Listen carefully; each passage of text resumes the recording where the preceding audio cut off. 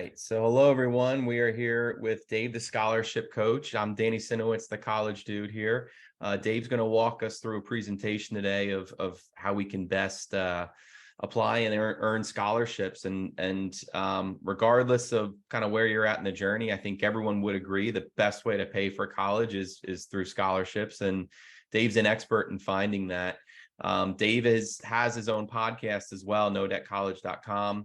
That you can check out. He offers daily scholarships on there. But just a quick background on Dave. He does help with the scholarship coaching, does a lot of one-on-one work with students and parents, but got started into it with his own son and his journey, and really discovered that the best way to pay for college is using other people's money. So Dave, appreciate you doing this, and appreciate you taking the time to go through with some of my clients and connections there, just the different ways in which they can save. I know that, there's a number of ways you can pay for college, but I think you and I would both agree the best way to do it is by seeking out scholarships. So you're gonna cover really some of the main things there.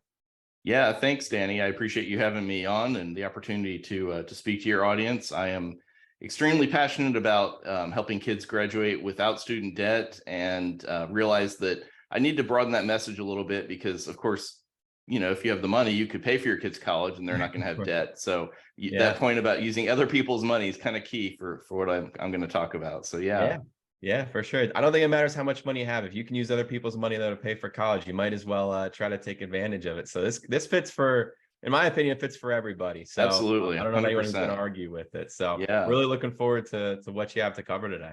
Great. Well, thank you. Well, I'm going to share my screen if I can figure out how to do that.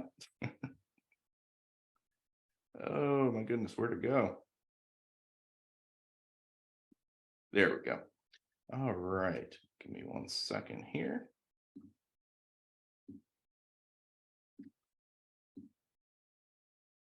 All right, let me change the view. All right, can you see my presentation, Scholarships 101, Your Path to a Debt-Free College Degree? Yes, sir. We're good to go. All right, great. Okay, good. So let me talk about what we're going to cover today, just so we can kind of set the stage. I will briefly introduce myself. You did a great job there, Danny, but I'll just give a little more context. Sure. Then we'll talk about, there are 3 different categories of scholarships, and I think it's important that people understand those different categories and why that matters. From there, we will talk about the 5-step process for winning scholarships. This is the same process that I used with my son.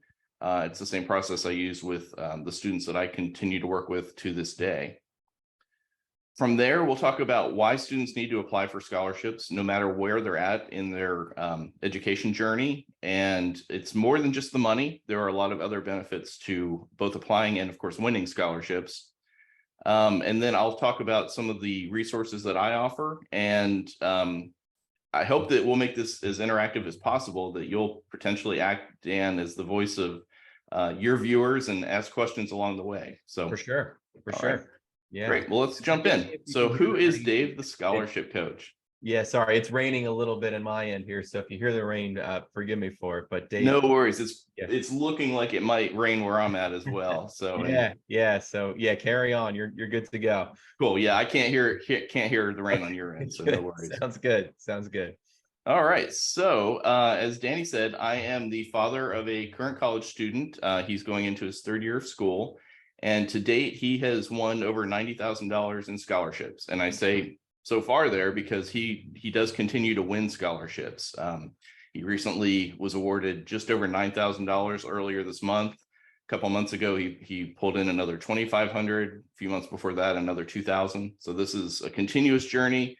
It's something that he will continue to do either until he graduates or until 100% of his college expense is fully covered. I'll vote on that. That's awesome. Yeah, thank you. So by the time he graduated high school, that number was closer to about 50,000. And a lot of friends and family kind of heard about this. He would appear in the local newspaper from time to time for winning a scholarship. And of course, his senior awards night, his name just was called over and over for different scholarships. And around that time, I had a lot of friends and family approach me and say, "Hey, how did you do this? This is pretty cool." So it was at that point that I started on a very informal basis working with some friends and family and their kids to help them win scholarships. About a year into that process, I realized that I had developed kind of a system for this, that it was very repeatable, and that there was an opportunity to kind of broaden the people I'm helping. So I created NoDebtCollege.com, and that is what I do today. It is my business, and I work as a professional scholarship coach. As I said before, my mission is to help parents and students achieve a debt-free degree and also retain their life savings. So that is just a little bit about me. Yeah, great. All right, so let's jump into scholarships themselves. Like I said before, there are three categories of scholarships, and it's important to know those categories so that when you hear about different scholarship opportunities or ways to pay for college through scholarships, that you understand what those are and maybe what some of the requirements are. So the first category are need-based scholarships. These are scholarships offered by the colleges themselves, and they are based on a family's income and assets. Basically, the more assets you have or the higher your income, the less you're going to get in merit-based, or excuse me, in need-based scholarships. Most colleges, about 99.9% of the colleges in the country, use the FAFSA, the Free Application for Federal Student Aid, to determine your expected family contribution, or your EFC. So you input your financial data into the form, and very quickly it shoots back that thing called the EFC, and that is the dollar amount that pretty much every college in the country thinks is expected and reasonable for you to pay for college. People are very surprised to get that number back, especially if you're in middle class or higher, because that number is very low, or well, actually the number is very high, but what that means to you is that you're getting very little and often zero in need-based financial aid. Yeah. Just to kind of put that in context, a family that I worked with about a year ago had an adjusted gross annual income of just under $100,000. They had, I would say, a fairly significant amount of debt, and were probably in a negative net worth situation. So, okay income, not the highest we've seen, of course, but definitely not wealthy by any means. Right. And their EFC came back in almost $25,000. So basically, the FAFSA, government, colleges are saying, we think you should pay a quarter of your income towards college every year. And, yeah, and Dave, they were not in a position to do that unless they, sold their home and yeah. I appreciate you mentioning that it's an annual number. That is not a 4-year number. That's an annual number. That's right. Yeah. Yep. So that was going to be one of my questions, but you just answered that. So yeah, I appreciate you mentioning that. Yeah. Yeah. So basically, over the course of a 4-year education, the government's saying you should spend $100,000 on your child's college education. Right. Which most of us are not in a position to do, or if we are, we still don't want to. Right. Yeah, and that's per child too. It's not like it's I mean, if you have multiple children, obviously that can really add up. But yeah, absolutely. Just like one child, that's plenty. That's exactly. Yeah. Yep. So that brings us to the second category, which are merit-based scholarships. Again, these are scholarships offered through the colleges themselves, and they are based on what I call a student's talent. So academic talent, athletic talent, artistic ability. The one kind of negative about merit-based scholarships is that they are only good at the college offering it. So roughly, the last stat I saw was that about a quarter of college students transfer at some point in their college career. And if you're relying solely on merit-based scholarship, you are held hostage to that school, or you're going to lose that money, it's an unfortunate situation. Great point. Yeah. The other piece is that unless your student is one of these unicorns, so like the valedictorian with the perfect 1600 SAT, or the star quarterback that gets a full ride to college, you're probably not going to get enough in merit-based aid to pay for everything. So there's still going to be a gap. Now, we use some merit-based aid, but I'm a big believer in, not putting all your eggs in one basket and tapping into every source. So that is why I focus a lot of my time on this third category of scholarships, which are private scholarships. Yeah. And you see time and effort there to notate that. Mm-hmm. So there is a little bit of talent involved. You have to write some essays. You have to have a nice resume, and we'll talk a little bit more about that. And there are a few private scholarships that do have an income component, but that's pretty rare. But there is some overlap. But really what's important to know with private scholarships is that these are offered by businesses and philanthropic organizations. And just to give an example or context for us, that's about 2/3 of the scholarship dollars that we've received. So of that 90,000, about 60,000 has come from private sources. Sure. As I alluded to earlier, one of the really nice things is that it gave our family a lot of freedom. Our son was actually offered a full ride academic scholarship from one college, but it was not the right college for him. So we turned it down because we had this bank of other scholarship money that could be used at the school that really is a great fit for him. For sure. Yeah. Yeah. So this is where I focus the majority of my efforts. The good news is that if you get good at applying for these private scholarships, that merit-based aid is very likely to follow. Yeah. Could you just kind of expound on that a little bit? Because I know the merit-based aid, you mentioned you have the three categories there, the academic, the artistic, and the athletic. At least just in some things that I've seen, the athletic ones often get lost in that everyone thinks if you in almost any sport that you'll get a full ride if you play Division I, which isn't necessarily true. I mean, that's probably true in certain sports like football, basketball, usually will offer some level of it, but I think sometimes that can be a disillusion for a lot of families. But do you mind just going in a little bit of detail when you say the merit will follow, or that merit-based aid will follow if they put some of the time and effort in there? Sure. So well, we'll get into this a little bit more in a minute, but if you have built a nice resume, and I'm going to talk about that, and you do the things that will help you win private scholarships, so doing well in school, having a nice resume with extracurriculars and involvement, some community service.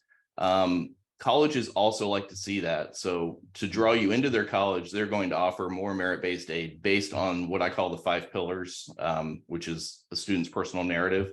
And again, we'll talk about that in a moment. But if you're doing those things to prepare your child for college, that merit-based aid will follow. But again, unfortunately, it's probably going to be a gap between what you need to pay and what they offer. Right. Great. Yeah. All right. So the one other thing I should mention about private scholarships is that sometimes they actually pay the student directly. So I think my son has gotten close to $20,000 just put in his bank account that, we're fortunate that he's very responsible with his money, but I mean, there was no legal or moral obligation to use that for college. Now he does, so that's good. Right. But Right. it has helped him pay for some things that maybe you aren't thinking of. He goes to college 1,000 miles from our home. So that means gas, airline tickets, and we feel like that's a legitimate expense. So we do tap into that from some of the money he's won. Yeah, absolutely. Yeah. And I think that's something a lot of people lose track of is transportation costs, especially if you're going far away from home. They can add up. And the IRS does allow that as a qualifying education expense in most cases too. So it's definitely something that we wanna keep in mind. But yeah, that's a great point, Dave, for sure. Yep. Thanks. Yeah, and very good point about education expenses. So we have these 3 categories of scholarships, and like I said, we want to tap into any and all of them that we can. We want to build our own full ride if we're not offered one from a college. And of course, like I said before, help our child go to college debt free while not breaking our own piggy bank. Right. Great. All right. So like I said, I have a process for winning scholarships. I'm going to go through that. It's a 5-step process. And this first one is kind of a duh. You have to find scholarships. The question is, how do you do that? So there's a lot of sources. Sorry, this is building a little bit oddly here. There we go. Hopefully we're not stuck in a loop. There we go. All right. So the first is scholarship websites. There's about half a dozen really good sites like scholarships.com, Scholarship Owl, Going Merry, that's MERRY, is a good site. And then there's probably another half dozen what I would call just okay sites, but there's probably a dozen or more sites that you can tap into to find scholarships. Sorry, this is building so strange. All right, so next really good source is going to be your high school guidance counselor. They should be aware of especially local scholarships, and we'll talk a little bit more about the importance of local scholarships in a moment. But definitely talk to your guidance counselor to find out what scholarships are available. Google is also going to be one of your best friends for finding scholarships. A simple search where you deeply describe the student. So scholarships for, in my case, a student in Florida, or scholarships for a history student, or scholarships for saxophone. All those things that are things that describe my son. So just the more characteristics you can use to describe the student with the phrase scholarships for behind it, the more scholarships you'll find. Once you either are in college or have committed to a college, talk to both your financial aid office as well as, if you've picked your major advisor. Most colleges will automatically consider you for most scholarships they offer, but there are some other scholarships that some schools offer that require a separate application, and especially within a major specific scholarship. Great point. Philanthropic organizations. So as I mentioned, these private scholarships are offered by both businesses, but philanthropic organizations are another great source. So that's going to be more the fraternal type organizations like your VFWs, your Elks clubs, your Kiwanis clubs, things like that. Businesses, of course, again, private sources. So this is both big businesses, national companies like Burger King's, Chick-fil-A's, Equitable Financial Advisory Firm, and then also your local businesses. So like here in Florida, we have Publix. I believe Publix is a grocery store. I believe they offer scholarships. But you even want to get really deep into businesses that you have a relationship with. So your doctor, your family lawyer, ask if they offer a scholarship. If they don't, you might spur them to action to actually offer one. But anybody that you patronize regularly, see if they have a scholarship.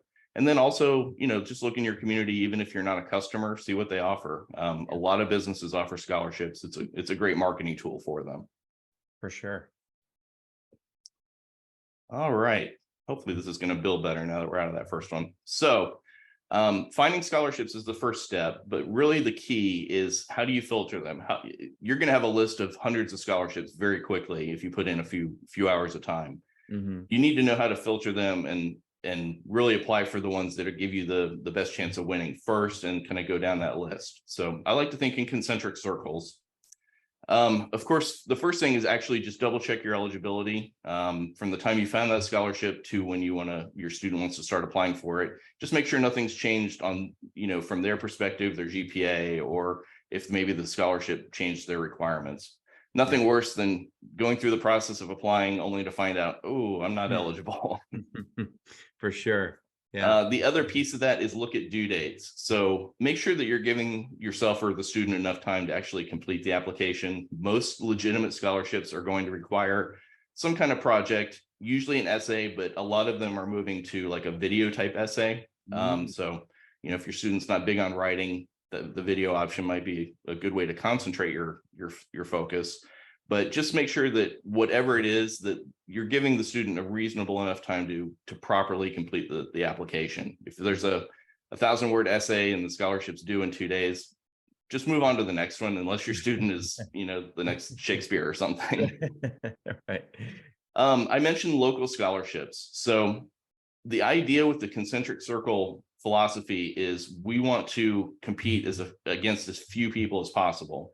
And one way to do that is to prioritize local scholarships. Just because of the geographic boundaries, that's fewer people that actually can enter. And local scholarships don't get the amount of press that some of the big national ones do. So it's that less well known. So you have that much less competition. Yeah. Also, I like to prioritize scholarships that give multiple prizes or have multiple winners. So that might be, we're giving a first, second, and third place prize, or sometimes we'll see we have this $20,000 scholarship, but when you look at the details, what that means is we're giving 4 $5,000 scholarships. Either way, it's great, because even if you don't win that first prize, you're getting something in return if you win one of those level of prizes. Absolutely. This one's a little counterintuitive, but you sometimes want to prioritize lower dollar amount scholarships just because they're not as popular. A $10,000, $20,000, $30,000 scholarship is going to get a lot of entries. Yep. but a $1,000 or $2,000 scholarship might only get like half a dozen. I've literally seen students be the only person that applies. Hmm. So, you know, Your odds are definitely pretty good worth then. looking into if you're a match for that scholarship. Now, that Right. doesn't mean go out and apply for every small dollar scholarship that's out there, because some of them have requirements that the student just doesn't meet. Right. This is probably my biggest piece of advice is repurpose your essays. So find scholarships that have a similar theme, a theme that matches to your students' interest.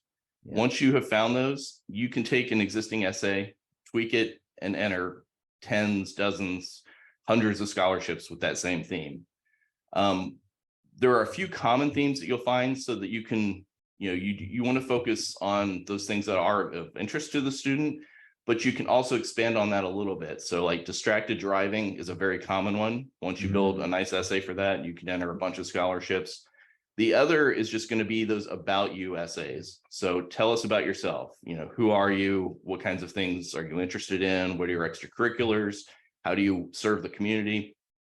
Once you have that kind of essay built, you can really enter just a ton of scholarships without too much more effort. Yeah. Two quick questions for you, Yeah. Dave. Not to throw you off here, but the first one, kind of going back to the fine side, is there a good way for folks to organize this? Because like you said, you could have hundreds, if not thousands of scholarships at your fingertips, if just by probably spending an afternoon doing some of this. Do you find is there a most effective way to organize? And then it's kind of a follow-up to that. You just mentioning repurposing essays. Being that some scholarships are maybe going more towards video, is there a way to repurpose video, or is there something you would recommend with that? Because that seems like it might be a little bit harder to do that, but any tips or tricks there, or is that one you more just kind of have to maybe spend some time on, maybe spend a little bit more time on than you would the essays? Yeah. So the first question about keeping track of everything, we just built a very simple spreadsheet. I call it the scholarship tracking tool, and I actually share that with my clients. But basically, it's just what's the name of the organization, the name of the scholarship itself, a link to the scholarship website, the top dollar prize, and the due date. And then I have a small little narrow column at the beginning that I put a check mark in. And that's a reminder to myself that I have brought that scholarship down from wherever it's at on the list, and I brought it down to the bottom again if the scholarship is something my son's going to apply for again next year. Most scholarships are offered annually. Sure. Now, I'll put that same check there if he's no longer going to be eligible. It's just a way of saying we've done everything we're going to do this year, and I've moved it down for next year if applicable. Great. I color code my spreadsheet, so when we haven't started it yet, it's just blank. Once he has applied, I switch it to yellow. If he wins, I switch it to green, and if he does not win, I switch it to red. And I'll talk a little bit more in one of the next steps here about kind of that post-mortem piece, because that's an important piece if you want to get really good at this. Sure. As far as repurposing videos, that's a really great question. I haven't seen any students do it. My son actually likes writing, so we don't do too many of the video ones. Okay. My gut tells me probably not a great idea, because most of the videos are required to be posted online somewhere. So the scholarships are probably going to find that you basically just use the same thing again. Right. Even essays, while I say repurposing, I do think it's a good idea to almost always tweak that essay just a little bit. You want to make sure your focus is dead on for what the scholarship's asking for. And you also don't want to be accused of self plagiarization. So if you just make a couple minor changes that should take just a couple minutes, I think that's enough to avoid that. Right. But I do think the videos would be tough. Now, you could kind of have a basic script, especially like I said, like distracted driving. Yep. You just have your bullet points that you want to hit. And even if you're literally reading the same script, over and over again, it's a different video. Maybe shoot from a little different angle or something. And I think that would be good. Okay. Thank you. Yeah. The other thing about the video scholarships is check to see how much they emphasize the production value. There are some that's really important, but then there's others that literally say, we don't care if you're filming this on a potato, as long as we can see you and hear you, that's all we want. So okay. Yeah. All right. So step 3 is actually applying for scholarships. Most important thing, follow the instructions. I talk to a lot of people who are reviewing the scholarships, the scholarship providers and the people who are reading the essays, and they tell me always the biggest reason for just rejecting an application is they didn't follow all the instructions. So that is definitely the most important piece. After that, you want to be professional. So that means everything from, of course, proper spelling and grammar, good punctuation and all that. But it also goes down to smaller things like the email address you use. If you have a kind of funny, jokey email address, get a new email address that's just like your first and last name. Email addresses are free. Everything from like a Gmail account to Proton Mail is a provider that I use because they have great security, but you can get a free account with them. Sure. But whatever it is, just make it professional. And the other piece about emails is I like to, in fact, my son and I still have this shared account that we use just for his scholarships. We also use it for his college applications. It was a way that we could both look in, see what's going on. I can stay on top of him. He can make sure he's following through and all that. So yeah, just that shared dedicated email account, I think is a good kind of pro tip. Sounds great. In your applications, you need to be both accurate and true. So accuracy might be better stated as like precise. So instead of saying I took a history course, say in my sophomore year, I took advanced placement world history, just being really detailed about things like that. And then of course, being true, if you're on the football team, say that, but don't say you're the star quarterback unless you actually are. Right. So, and likewise, for whatever achievement you want to talk about, you don't need to embellish.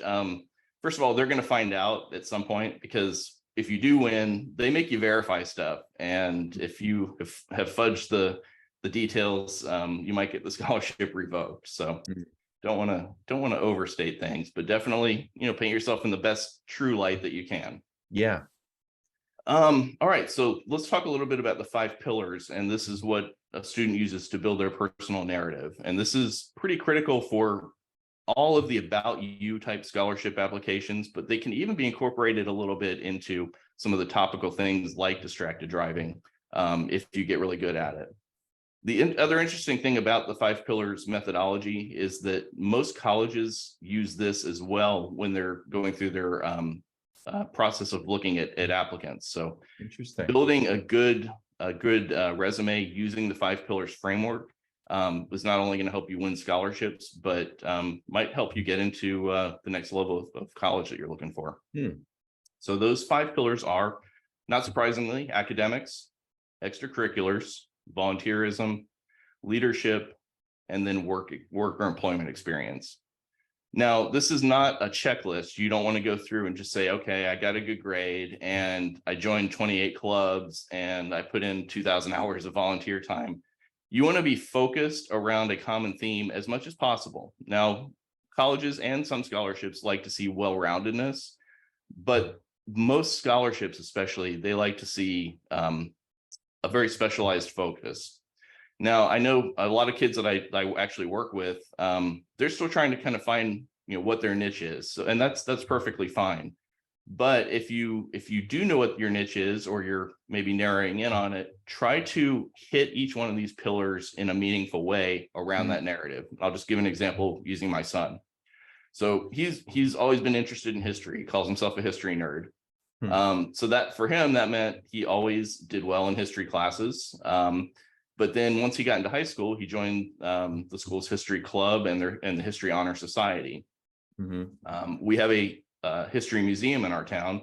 We called them up, said, hey, could he volunteer there? And they were thrilled to have him. So he volunteered there, and he showed people around as like a tour guide. And then he also helped create a display for honoring local Vietnam War veterans, because we're kind of in a retirement area. So really meaningful volunteer experience, but tied into his interests. From a leadership perspective, by the time he was a senior in high school, he was the president of that History Honor Society. So you can see how he hit those different pillars, but in a meaningful and thematic way.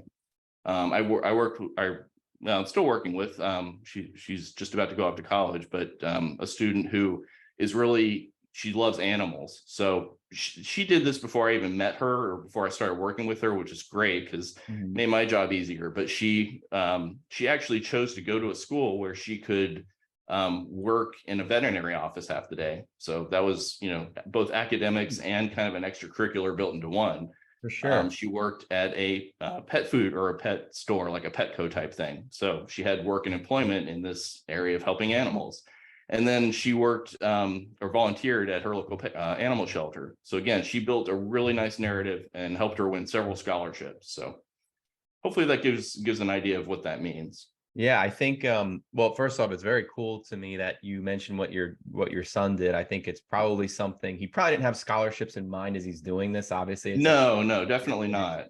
it's something that, you would think is, just again, an infatuation with history coupled with the idea of service and volunteering. And then it does create a great narrative and a great story that you can then retell. And I think from, if I'm reading that as whether it be a person who's going to award a scholarship or even as a college administrator, I think a lot of them are more interested in, they don't so much care about they do care about the numbers, but the numbers only tell a certain story. They want to get to know the person behind the numbers, and some of the stories that you can create or tell, I should say, from your experience and some of the things you've done, I think can go a farther way. So yeah, I think that's an awesome story. But I think hopefully people can kind of gather that, find out what your child is really passionate about and go all the way with it. Don't hold back, and that can create something down the road. I think, again, not that the reason is to get a scholarship, but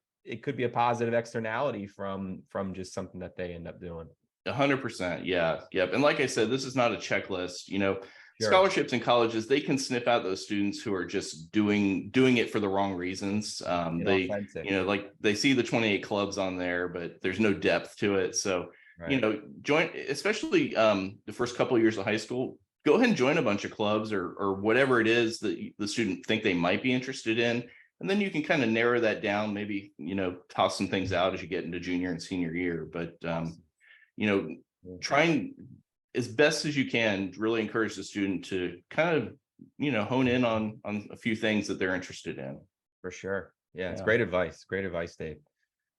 All right, so step 4, this is what are you going to do after you've applied. So one thing you need to do is check the world of scholarships regularly. We not quite so much now that we're getting closer to graduating college, but when we were knee deep in this, when he was in high school, both my son and I checked the world of scholarships every day. So that meant checking that special email account.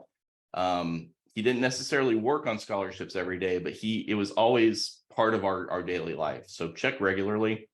A big thing to know is you've applied to a scholarship. When do we expect they're going to announce a winner? Now, the dirty little secret of the world of scholarships is they almost never hit their own deadlines. I work with a bunch of students and we're waiting on several scholarships that we expected to hear about even as far as a month ago, and there's still been no word.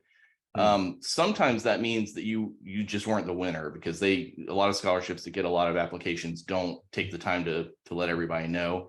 But for some of them, they just haven't picked a winner yet. Like I said, these are businesses offering these private scholarships, and this is not their day-to-day thing. So their primary thing is making sure their business stays afloat, and the scholarship is a secondary thing. Yeah. But once those expected announcement dates come around, pay even more attention to your email inbox. Jump on the scholarship website and see if they have made an announcement and you somehow missed it.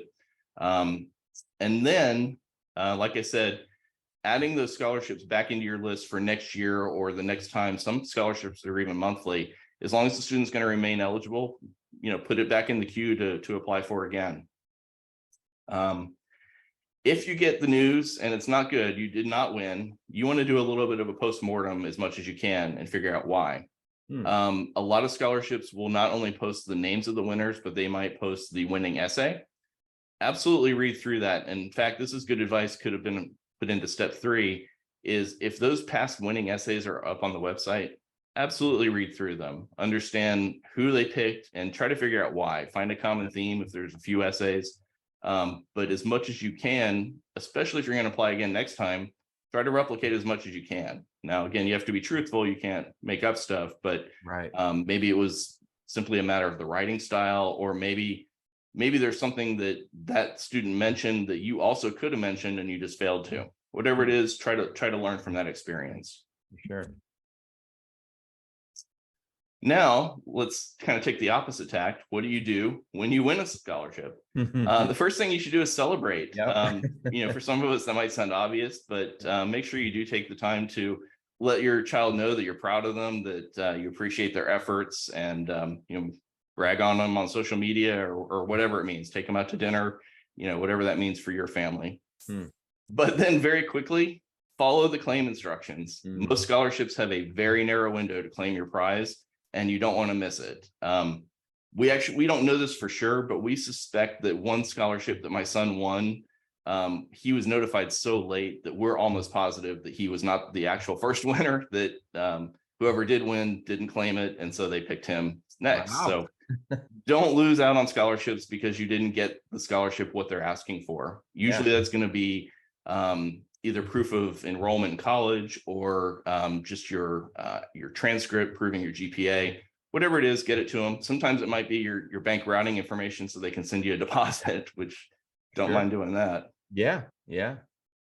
If a scholarship is renewable, know what you need to do to renew it. So what are the dates you need to, again, get them the information for next year.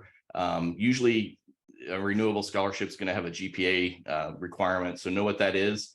I'll step a little bit outside my scholarship expertise, and just say, as a father, college is a big transition, and I think it's a good idea for a student to ease into college their first year. Don't take 5 or 6 hard classes. Take maybe 3 hard classes and 2 easier classes, so that it's much easier to start with a high GPA, and as you take a few classes that you don't do quite as good in, it's not going to hurt as much as if you start kind of behind the 8 ball with a bunch of C's or worse. So okay. When you do win scholarships, make sure that you write a thank you letter. So I stress letter, and if you have a physical mailing address that you can send a letter to, whether that's handwritten or typed and hand signed, I think that's a great way to go about it. But if that is not possible, an email is the next best choice. But whatever it is, you do want to thank the scholarship committee. And this not only, I think, is the right thing to do, but also allows for potentially other opportunities that the organization might offer. Yeah, Dave, just 2 questions here. The first one, and forgive me if you kind of touched on it, but like, I know you mentioned that it got to the point where it was almost a weekly thing for you and your son to kind of be tracking. How much time per week would you say that you guys were spending kind of as you got towards the latter phase there? Like, what did it look like as far as an hours per week type thing? And then I guess in combination with that, what's that like kind of when you have a child who's also building a schedule, or I should say, still obviously in school and doing the things that high school teenagers still want to do, managing, the social life and whatnot. What from a time allocation, what did you find that you guys were doing there? Yeah. So it was quite variable. It would depend on kind of the season we were at. So my son was in band, so the fall was very busy. That was a pretty large time commitment. Spring, we had more time where he could focus because band was pretty light at that point. But man, if I had to put a number on it, and this would be an average, where some weeks he was doing a lot, others maybe not really anything at all. I don't know, maybe 3 hours, 4 hours a week. Okay. For some students that might feel like a lot. For others, they might think that's nothing. So it really is going to vary.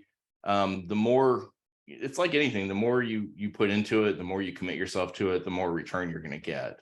Well, as I'm looking at it, the return on investment number there, if it's 90,000 plus that has been received, a lot of that, most of that really being tax free, if that's the case, that's a pretty significant return on investment from a time perspective. So yeah. obviously, I think you can find a way to help fine tune it for some folks or find ways that they can be more efficient, help Yes. with the tracking, help to be, more effective in terms of what they're able to get. But to me, if I'm looking at it, I do believe time is money. I'm a big believer that, we got to make sure that we're properly allocating our resources, most important one being time. But from a return standpoint, I don't think you can argue with the results. I think clearly you got the formula down there from that perspective. So that makes a lot of sense.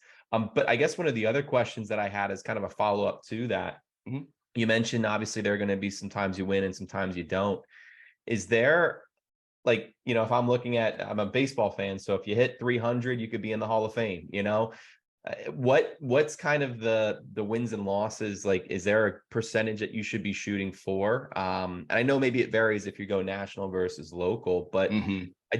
I think sometimes that can often happen is either parents or kids can get discouraged if they don't. Yeah. Yep. How do you Yeah, kind of that's a combat really that? great point. Yeah. So I just ran these numbers recently, so they're kind of fresh in my mind because I wanted to look at what it was from day one, but also kind of how it's changed.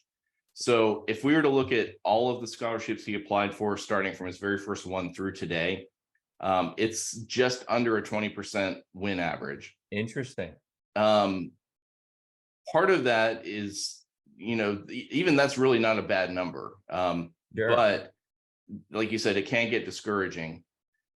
It actually really improved quite a bit from that. Hmm. I was just pushing him to apply for a lot of scholarships looking back that I now would not have bothered him with. I was just so excited about this, especially after he got his first couple. I'm like, all right, he's going to win them all. And I've realized that's not a reasonable expectation. Right. So as I really started to hone this towards his senior year, that number, I think the most recent average now is closer to 33%. And if we Okay. look at what he's done since he started college, I think he's like at 90% win rate because we're super Really? targeted. We know which scholarships he can do well at. He's an econ major, so the only ones he's applying for are related to economics or history because that was his first love. So Interesting. Okay. really targeted. Now that 90% win rate, I don't want anybody to think that that's normal. That's Yeah. extremely rare. Part of it is, like I said, we're super targeted, and he's really not applying for anywhere near like what I would want a high school student to apply for because Okay. we're Okay. pretty close to having everything paid for at this point. So he's focused on a lot of other things besides scholarships. He actually just had his first peer review article published in an econ journal. So Awesome. yeah, he's moving out of the scholarship phase and into more career focused things. Yeah. So, Yeah. but yeah, I think that 20% is a good number for somebody who is applying to what I'll call the right number of scholarships. Okay. Maybe stretching themselves a little bit, but not going crazy. If you're getting down in like the 5%, you either are just applying for too many that don't apply to you, or you need to refine your methodology. Yeah. Yeah. Yeah. No, it makes sense. Yeah. No, that's a great question. And that dollar per hour, he's an econ major, so he's run those numbers, and he could make this a full-time job and do really well. Yeah, I was gonna Um, say, like I said, I'm hearing the ROI on this return on investment, and I'm thinking it's not a bad gig. So yeah, credit yeah, to no you, kidding. man. I wish I could figure out a way to do that. Yeah, I do want to mention one thing though. sure. My son is a good student, but he's not that 1600 SAT score. He did not have a Mm, 4.0, and he's definitely not an athlete. He'll tell you that. So, you know, to have success with scholarships, you need to be a good, but not a perfect student. A 3 sure. point something is you have plenty of opportunity with a 3 point something GPA. And even for somebody who might have a little lower GPA, but is maybe improving academically, Yeah, there's still some scholarships that like to see that. And there's plenty of scholarships that have literally no GPA requirement. It's just, here's an essay or here's a project, do great with that, and you win the money. So, yeah. Well, it um, sounds like just with you mentioned, I mean, I obviously don't know your son, but the 5 pillars, if you're authentic in who you are and you really focus on diving into that and just stick true to those things that you mentioned. Again, yep. I think that the numbers can tell a certain story, but I actually want to hear the story behind who you are as a person and what you've done Yes. in your experiences. And I feel like that's what a lot of these, whether it be the school themselves or it be the scholarship providers that are able to offer that, that's what they're going to be interested in. So I Yep. think a great Absolutely. point you bring up, that it not all the scholarships need to go to the star student or the star athlete. It can go to the students that are just authentically themselves. Yes, absolutely. Yep. The authenticity, that's really a great word. It's what so many scholarships are looking for. Yeah. And the other thing you can kind of think about it is almost like applying for a job. Hmm. Do you match the mission of this organization? So, if you're going into a STEM focused field, well, you're not a great match for the scholarships my son's winning because he's focused on history and economics. Yep. But Yep. likewise, he doesn't apply for STEM scholarships. So just kind of know your niche or learn your niche and just really focus on that. Well said. Great. Cool. Well, I will let's go through the rest here. I'll try to Yeah. speed up just a little bit because we're a Sure. little short on time probably. The last piece of the winning scholarships, use the funds wisely. What I mean by that's a little more than the obvious. So as you start to get a bank of scholarships, understand which ones could be deferred if you don't need the money, say that first or second year, and tap into those later. Send whatever they require saying, hey, thank you for the scholarship. We don't need the money this year. Please hold it till next year. And just using the funds in a kind of a thoughtful and methodical way. Hmm. Yeah. All right. So why do students need to apply for scholarships regardless of their age? Well, of course, money for college. That's the big one. I mean, despite all these other benefits, nobody's going to apply for scholarships if there's not a financial reward. Yeah. I did mention that some scholarships pay the students directly. Like I said, it's about getting close to 20,000 has gone into my son's bank account from scholarships. So again, it's money related, but it's not directly to the college. But Yeah. let's talk about some of the other kind of fringe benefits or peripheral benefits. One is resume enhancement. I know for a fact that some of the scholarship wins being on his resume for the college application process and for some internships that he's gotten has really helped. Saying that I am X scholar, which is what you would call yourself when you win X scholarship. It looks really great on a resume. It shows somebody who's engaged and passionate about whatever that issue is. For sure. This was a big surprise to me, but a lot of scholarships have alumni networks, or they offer engaging or kind of growth opportunities. So just a couple of examples. I found a few scholarships that will have a mentor assigned to their winners, and my son actually won one of those, and he had somebody that would check on him his first year of college just periodically. Kind of provide some guidance, outside the family, detached third person who could give some guidance. Another scholarship that he won has regular online kind of networking opportunities to meet other alumni. And then also we'll bring in experts. So they recently did one on how do you apply for a job when you graduate? So some real practical stuff as well. That's almost as much as valuable as the dollars themselves. Well, in some ways, it's more valuable, I think, than Yeah. the Yeah, dollars 100%. Yep. for the long Yeah, term. because these scholarship funds dry up, but once you For if sure. you get a good job, that's perpetual income. So Absolutely. Absolutely. yep. This is another big one. I mentioned that my son's a good student, but not the 4.0 student. And he really did not like writing when we started this process.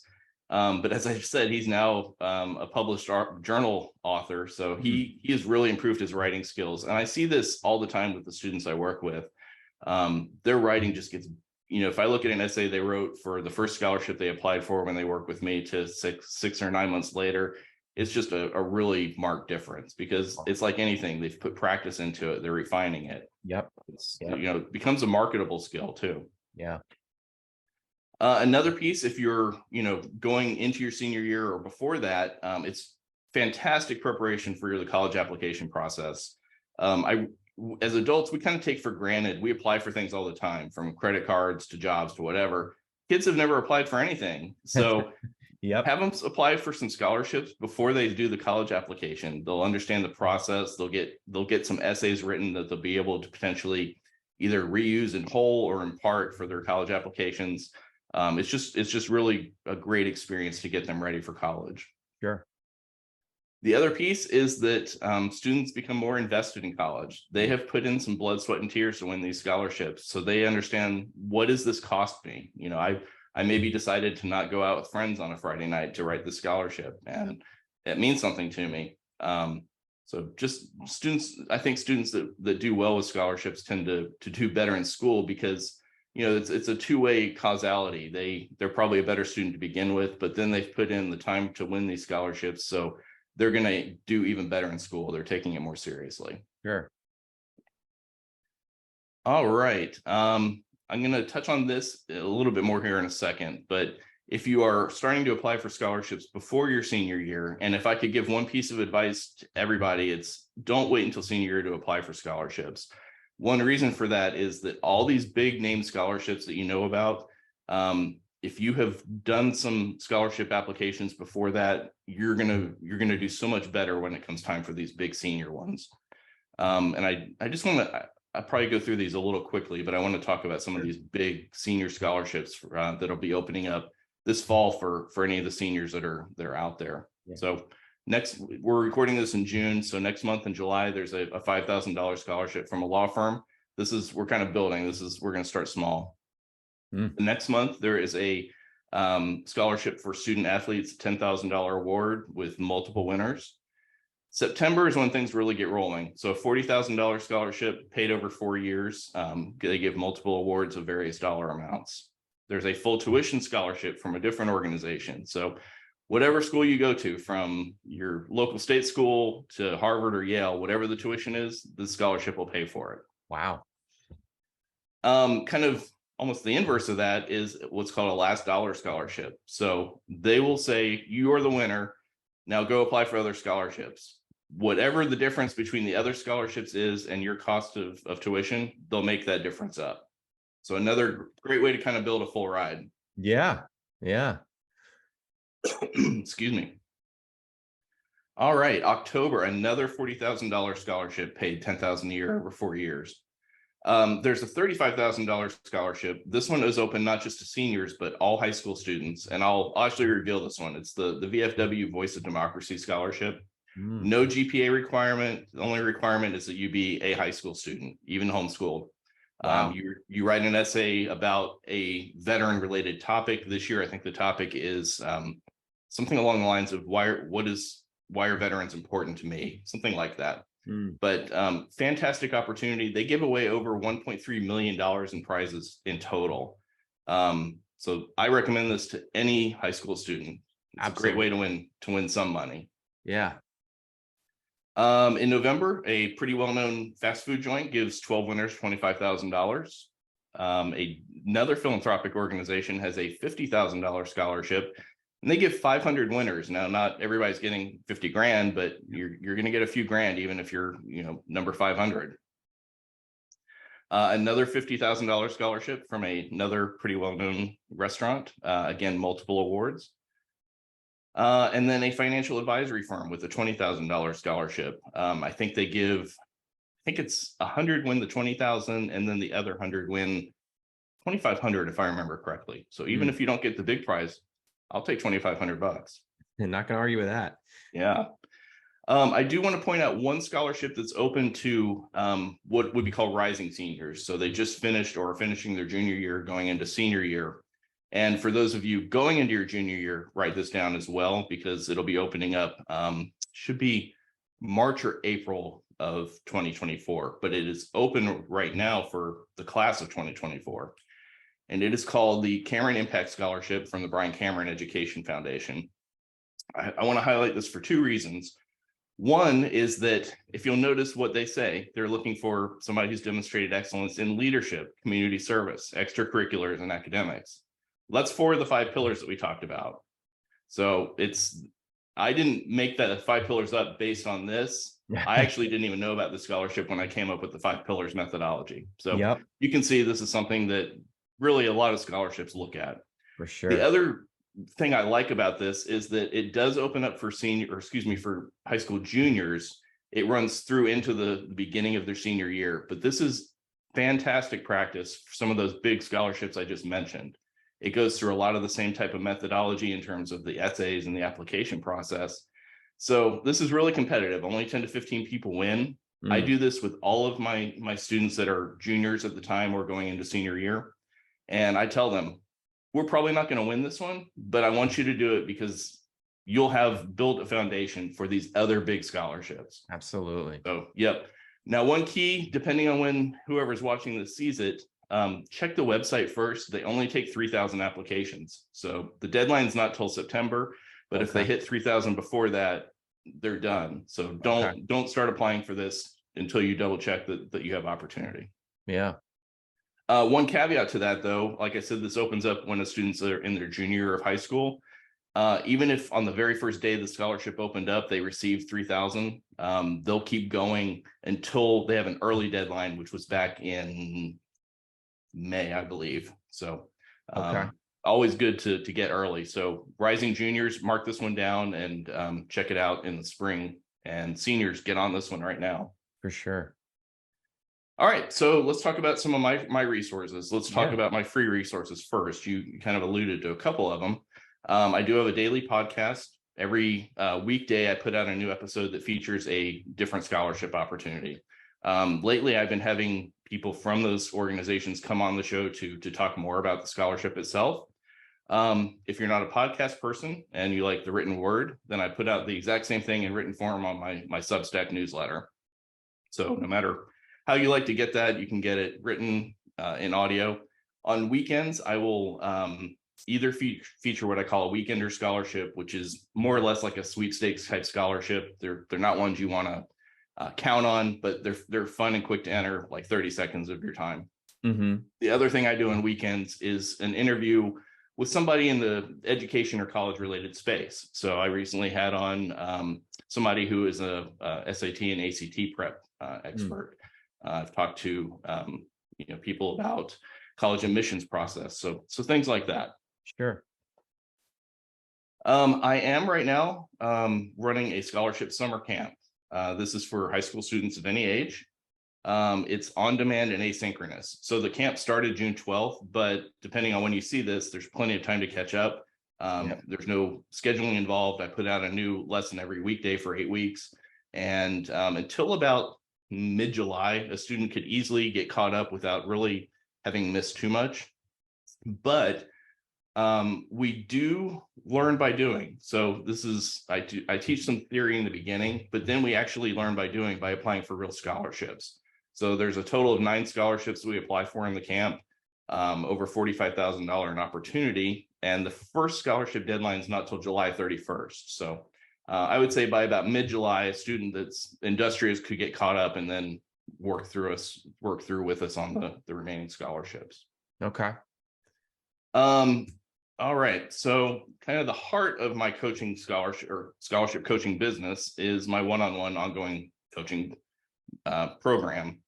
Everything starts with a kickoff meeting between the parents, the student, and myself. I explain to them the 5 pillars methodology, help them start building their personal narrative, get to know the student, they get to know me. And then after that meeting, I put together a curated list of scholarships. So these are scholarships that match to that student's profile, their interests, their strengths, and whatnot. Seniors get a list of scholarships every month. Everybody else, I send a quarterly list. For people who do start working with me earlier, once they get into about the second half of the junior year, I sometimes will accelerate that to a monthly or every couple months. Really the heart of the service is my application and essay reviewing and editing. So they'll get that list. I'll say, here's the one you should prioritize. And here's what you need to do first.